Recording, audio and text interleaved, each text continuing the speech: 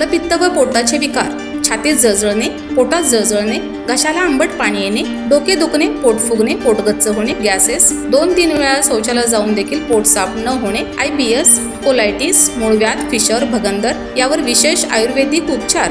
तर आजच संपर्क करा विजयी भव आयुर्वेद, नेवरी तालुका कडेगाव, जिल्हा सांगली. आता पुणे व मुंबई या ठिकाणी सुद्धा संपर्क 91 75 74 34 54 व 73 87 34 34 77.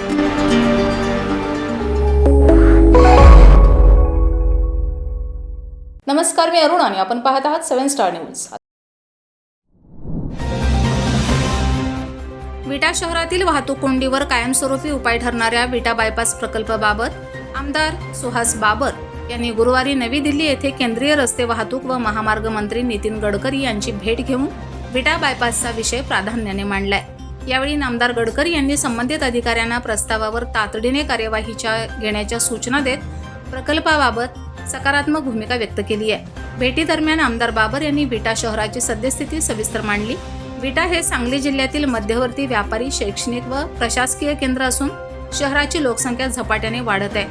याशिवाय राष्ट्रीय महामार्ग क्रमांक 160 अहमदनगर, बारामती, फलटण, विटा, म्हैसाळ आणि राष्ट्रीय महामार्ग क्रमांक 166 गुहागर, कराड, विटा, नागज, विजापूर हे दोन्ही महामार्ग विटा शहरातून जात असल्याने शहरात दिवसभर मोठ्या प्रमाणावर वाहतुकीचा ताण निर्माण होतो. अवजड वाहनांची वाढती वर्दळ, वारंवार होणारी वाहतूक कोंडी आणि वाढणाऱ्या अपघातांच्या घटना यामुळे नागरिकांना मोठ्या गैरसोयीचा सामना करावा लागत आहे. भविष्यातील शहर विकास, सुरक्षित वाहतूक व्यवस्था आणि नागरिकांची गैरसोय दूर करण्यासाठी विटा शहराबाहेर स्वतंत्र बायपास करणे अत्यावश्यक असल्याचं आमदार बाबर यांनी केंद्रीय मंत्र्यांच्या निदर्शनास आणून दिले. यावेळी आमदार बाबर यांनी विटा बायपास बाबतचे सविस्तर निवेदन केंद्रीय मंत्री गडकरी यांना सादर केले.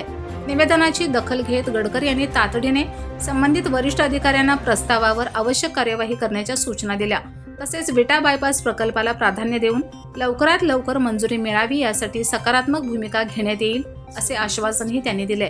दरम्यान आमदार बाबर यांनी गुहागर, विजापूर राष्ट्रीय महामार्ग क्रमांक 166 वरील उर्वरित प्रलंबित कामे तातडीने मंजूर करून पूर्ण करण्याची मागणीही केली आहे. या अपूर्ण कामामुळे नागरिकांना मोठा त्रास सहन करावा लागत असल्याचे त्यांनी निदर्शनास आणून दिले.